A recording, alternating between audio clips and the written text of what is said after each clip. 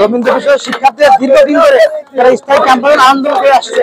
গত 7ই মে 2025 সালে একনেকে আমাদের বিলটি উপস্থাপন করার পরেও সবাই বলেছে নীতিগত সিদ্ধান্ত নেওয়া হয়েছে। নীতিগত সিদ্ধান্ত নেওয়ার কথা বলে একাধিক একনেক হয়ে গেল, আমাদের ডিপিটি পাস করা হয়নি।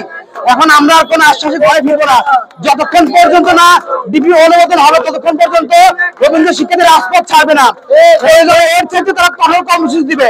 প্রয়োজন যদি পরে আগামী 17 তারিখে যদি একনেকে আমাদের ডিপি পাস না হয়, প্রয়োজনে আমরা যমুনা ঘেরাও কর্মসূচিতে বাধ্য হবো। রাষ্ট্রযন্ত্রকে বলতে চাই, তুমি তো পূর্ণ শক্তি নিয়ে তুমি থাকো। রবীন্দ্র শিক্ষার্থীরা রাজপথে নেমেছে, তারা তাদের দাবি আদায় করে ছাড়বে ইনশাল্লাহ। শাহজাদপুরের সঙ্গে চরণদুলের কোনো সম্পর্ক নেই। চরণদুলের সঙ্গে শাহজাদপুরের কোনো সম্পর্ক নেই। রবীন্দ্র বিশ্ববিদ্যালয় যেখানে স্থাপিত হবে সেখানকার সঙ্গে চরণদুলের কোনো সম্পর্ক নেই। রবীন্দ্র বিশ্ববিদ্যালয় যেখানে স্থাপিত হবে সেখানে নদীর সঙ্গে কোনো সম্পর্ক নেই। হয়ে যাবে, কিন্তু রবীন্দ্র বিশ্ববিদ্যালয়ের স্থায়ী ক্যাম্পাস সুন্দর হয়ে যাবে, পরিবেশের উপরে ঘটে যাবে, নদীর উপরে ঘটে যাবে।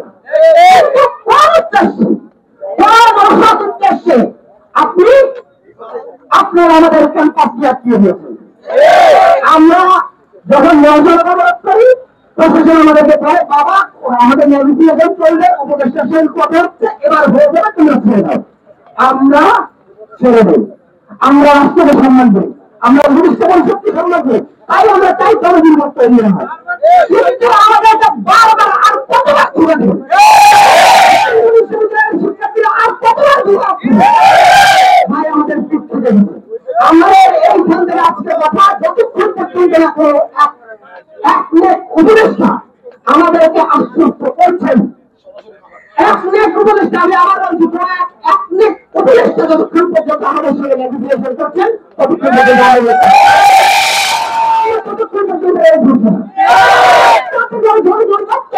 আমরা জানি ভাইয়া যারা যেতে পেরেছেন তাদের কাছে আমরা বিভিন্ন আমরা খবর রাখছি। এই ড্রাইভার সরকার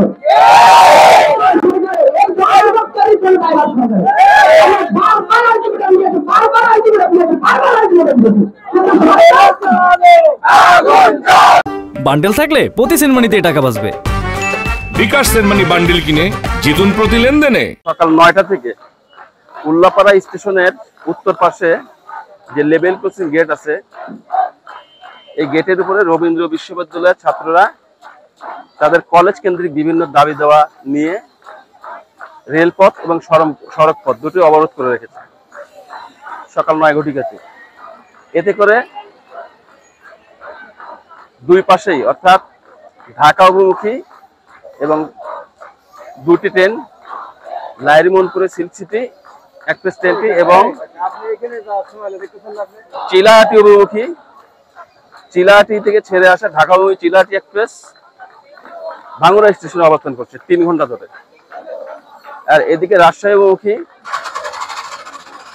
ধূমকেতু এক্সপ্রেস ট্রেনটি জামতলী স্টেশনে এবং রংপুর অভিমুখী রংপুর এক্সপ্রেস ট্রেনটি যমুনা সেতু পার হয়ে যমুনা সেতু পশ্চিম স্টেশনে অর্থাৎ সাইদাবাদ স্টেশনে এবং ইব্রাহিমাবাদ স্টেশনে পঞ্চগড় অভিমুখী একতা ট্রেনটি 3 ঘন্টা ধরে অবস্থান করছে। এতে করে মারাত্মক রকম শিডিউল বিপর্যয় চলছে।